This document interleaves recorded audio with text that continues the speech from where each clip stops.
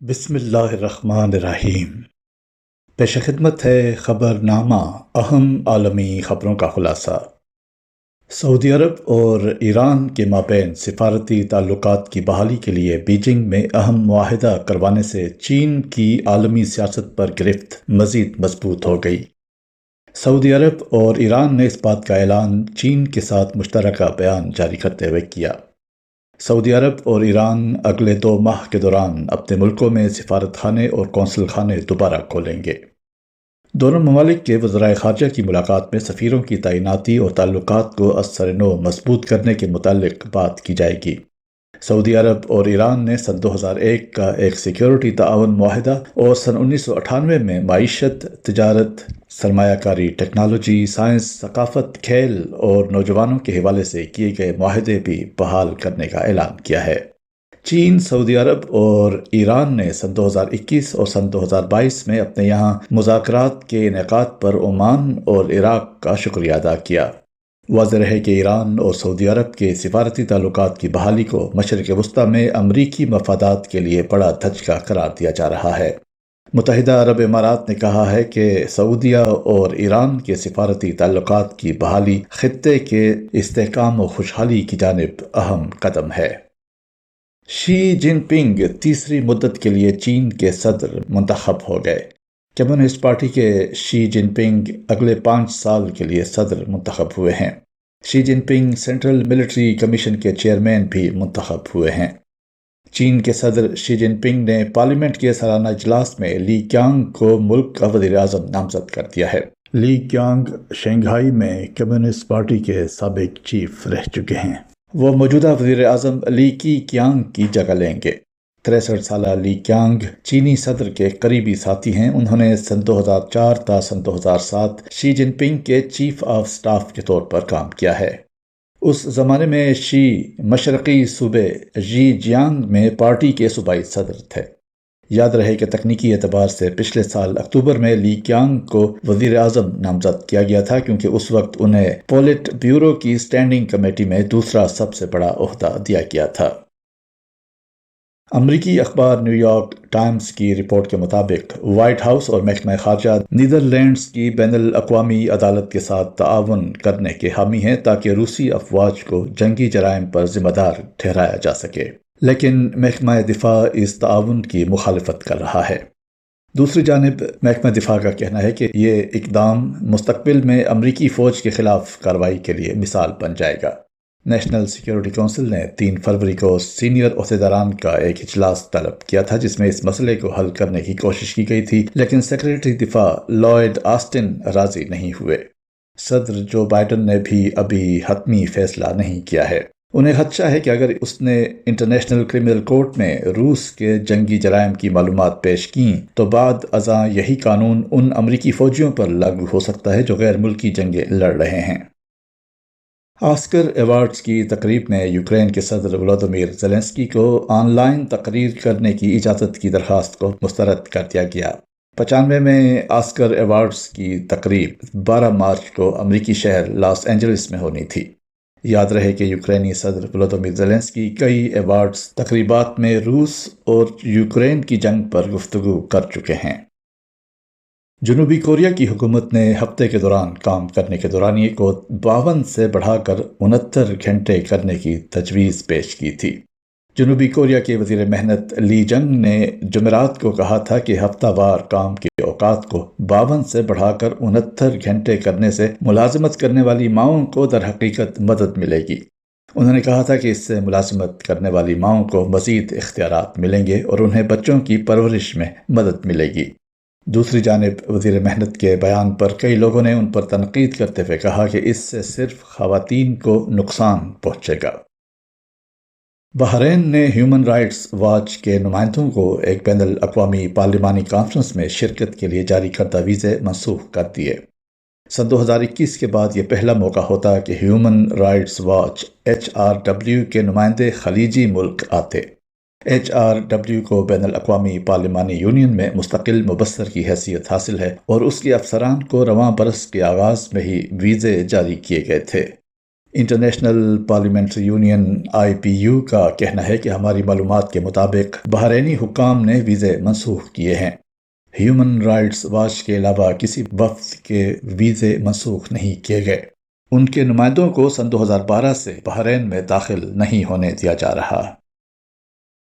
ترک صدر رجب طیب اردوان نے پارلیمانی اور صدارتی انتخابات کی تاریخ کا اعلان کرتے ہوئے ٹی وی پر نشر کردہ تقریر میں کہا کہ ملک میں صدر اور اراکین پارلیمنٹ کے انتخاب کے لیے ووٹنگ 14 مئی کو ہوگی۔ انہوں نے کہا کہ انتخابات مجوزہ تاریخ 18 جون سے پہلے اس لیے منعقد کروائے جا رہے ہیں کیونکہ ان دنوں میں یونیورسٹی امتحانات، موسم گرما کی تعطیلات اور حج پر روانگی کے لیے تیاری ہو رہی ہوگی۔ ان کی انتخابی مہم میں ہولناک زلزلے کے بعد بحالی پر توجہ دی جائے گی اور کسی قسم کی موسیقی استعمال نہیں ہوگی۔ واضح رہے کہ سرکاری گزٹ میں شائع ہونے والے ایک حکم نامے کے مطابق زلزلہ متاثرین اپنے موجودہ رہائشی شہروں میں حق رائے دہی استعمال کر سکیں گے۔ واشنگٹن میں پریس بریفنگ کے دوران ترجمان امریکی محکمہ خارجہ نیڈ پرائس نے کہا ہے کہ پاکستانی عوام اپنے سیاسی فیصلے خود کریں۔ امریکہ صرف پاکستانی جمہوریت اور آئینی نظام کی حمایت کرتا ہے۔ امریکہ پاکستان کو پرامن، مستحکم اور خوشحال دیکھنا چاہتا ہے۔ پاکستان کو معاشی مسائل اور پاکستانی عوام کو ریکارڈ مہنگائی کا سامنا ہے۔ امریکہ چاہتا ہے پاکستان کو مستحکم اور دیرپا معاشی راستے پر گامزن کیا جائے۔ پاکستان اور بھارت کے درمیان امریکہ کی ثالثی سے متعلق سوال پر نیڈ پرائس کا کہنا تھا کہ مسائل کے حل میں امریکہ کے کردار سے متعلق فیصلہ دونوں ملکوں نے ہی کرنا ہے۔ شاہی خاندان سے علیحدگی اختیار کرنے والے شہزادہ ہیری کے بچوں آرچی اور للی بیٹ کے ناموں کو شاہی خاندان کی آفیشیل ویب سائٹ پر نئے رائل ٹائٹلز کے ساتھ شامل کر لیا گیا ہے۔ شاہی خاندان کی آفیشیل ویب سائٹ پر بچوں کے نام کے ساتھ رائل ٹائٹلز کا اضافہ ہونے کے بعد انہیں پرنس آرچی آف سسیکس یعنی شہزادہ آرچی اور princess Lilibet of Sussex یعنی شہزادی للی بیٹ کے نام سے جانا جائے گا۔ یاد رہے کہ اس سے پہلے شاہی خاندان کی آفیشیل ویب سائٹ پر شہزادہ ہیری کے بچوں کے نام master Archie Mount beaten Windsor اور مس للی بیٹ ماؤنٹ بیٹن ونڈسر کے طور پر درج کیے گئے تھے۔ یوکرین پر روس کی جانب سے جمعرات کی صبح 81 میزائل اور 8 ڈرون حملے کیے گئے ہیں۔ روس نے 10 رینجز پر میزائل حملے کیے ہیں۔ یوکرینی فوج کا کہنا ہے کہ روس کے 81 میزائلوں میں سے 34 میزائل مار گرائے گئے جبکہ 8 ڈرون حملوں کے نتیجے میں 5 افراد ہلاک ہو گئے۔ لیویو ریجن میں روسی میزائل حملے میں 4 افراد جبکہ ڈنیپرو ریجن میں 1 شخص ہلاک ہوا ہے۔ یوکرینی وزیر اعظم کی جانب سے تازہ روسی حملوں کی مذمت کی گئی ہے۔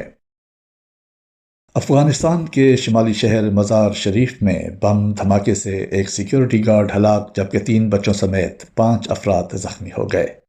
شہر کے ثقافتی مرکز تابعہ فرہنگ میں ملکی میڈیا کے اعزاز میں تقریب جاری تھی کہ دھماکہ ہو گیا۔ دھماکے کے وقت بچوں کا ایک گروپ نغمہ گا رہا تھا۔ خیال رہے کہ 2 روز قبل بلخ کے گورنر داؤد مزمل دارالحکومت مزار شریف میں بم دھماکے سے جاں بحق ہو گئے تھے۔ افریقی ملک ڈیموکریٹک ریپبلک آف کانگو میں عسکریت پسندوں کے حملے میں 40 سے زائد افراد ہلاک ہو گئے۔ عسکریت پسندوں نے رات کے وقت مشرقی گاؤں مکنڈی پر حملہ کیا۔ حکام کے مطابق حملے میں ہلاک ہونے والوں میں خواتین، بچے اور بزرگ بھی شامل ہیں۔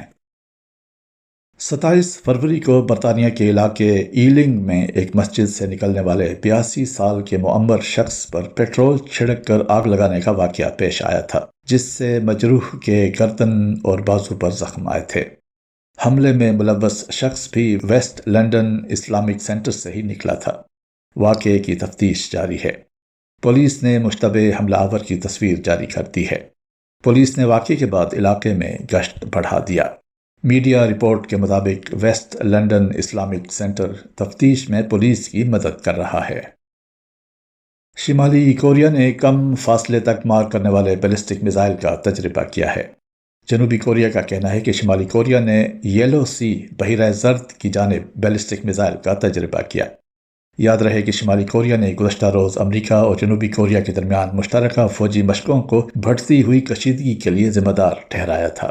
اسی طرح امریکہ اور جنوبی کوریا اگلے ہفتے سے شروع ہونے والی فریڈم شیلڈ کے نام سے مشہور بڑے پیمانے پر فوجی مشقیں کریں گے۔ مصری وزیر اعظم مصطفیٰ مدبولی نے فیصلہ کیا ہے کہ وہ غیر ملکی درخواست گزاروں کو 4 شرائط پر مصر کی شہریت دیں گے۔ وہ مصر میں $3 لاکھ کی جائیداد خریدیں، $3.5 لاکھ کی سرمایہ کاری کریں، مصر کے کسی بینک اکاؤنٹ میں $5 لاکھ جمع کروائیں، یا سرکاری خزانے کے غیر ملکی ریونیو میں ناقابل واپسی $2.5 لاکھ کی رقم جمع کروائیں۔ مصر کی طرف سے غیر ملکی سرمایہ کاروں کو راغب کرنے کے لیے یہ نئے اقدامات ہیں۔ واضح رہے کہ مصر میں اس وقت ڈالر کی شدید قلت ہے اور وہ بدترین مہنگائی سے نبرد آزما ہے۔ سن 2018 میں پارلیمنٹ نے ایک قانون منظور کیا تھا جس کے تحت غیر ملکی افراد $4 لاکھ یا 70 لاکھ مصری پاؤنڈ جمع کروانے کے عوض مصر کی شہریت کے لیے اہل قرار دیے گئے۔ لیکن اب وزیر اعظم نے شرط رکھی ہے کہ ڈپازٹ صرف ڈالر میں ہونا چاہیے کیونکہ ملک میں ڈالر کا بحران جاری ہے۔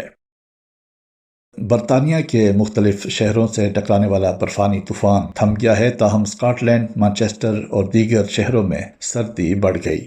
محکمہ ٹرانسپورٹ کی جانب سے غیر ضروری سفر نہ کرنے کی ہدایات برقرار ہیں۔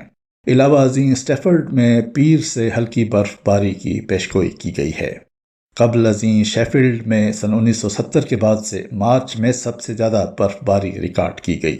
شیفیلڈ میں 30 سینٹی میٹر تک برف باری ریکارڈ کی گئی۔ انڈونیشیا اپنا دارالحکومت جکارتا سے 2000 کلومیٹر دور ایک جزیرے میں منتقل کر رہا ہے۔ جزیرے پر آباد ہونے والا یہ نیا شہر سرسبز و شاداب ہوگا اور اس میں ماحولیاتی تحفظ کو مرکزی اہمیت دی جائے گی۔ صدر ودودو نے نوسانتارا کے نام سے نیا شہر بسانے کا منصوبہ پیش کیا تھا۔ جاوانیز زبان میں یہ لفظ جزائر کے مجموعے کے لیے استعمال ہوتا ہے۔ ابتدائی اندازے کے مطابق اس شہر میں 15 لاکھ سرکاری ملازم منتقل ہوں گے جن کی تعداد کا حتمی تعین ہو رہا ہے۔ نئے دارالحکومت کی تعمیر کے لیے بنائی گئی اتھارٹی کے سربراہ بمبانگ سوسنتونو کے مطابق ملک کا نیا دارالحکومت فورسٹ سٹی ہوگا جس کے 65% حصے پر درخت اگائے جائیں گے۔ نئے دارالحکومت کا افتتاح رواں برس 17 اگست کو انڈونیشیا کے یوم آزادی کے موقع پر متوقع ہے۔ تاہم کیپٹل اتھارٹی کا کہنا ہے کہ شہر کی تکمیل سن 2045 تک ہوگی جب انڈونیشیا کی آزادی کو بھی 100 برس مکمل ہو جائیں گے۔ ماحولیاتی تحفظ کے لیے کام کرنے والے کارکنوں کا موقف ہے کہ بورنیو جزیرے میں بڑے پیمانے پر جنگلات کی کٹائی سے معدومی کے خطرے سے دوچار بندروں کی اورنگوٹان نسل اور مقامی کمیونٹیز متاثر ہوں گے۔ یہ تھا اہم عالمی خبروں کا خلاصہ۔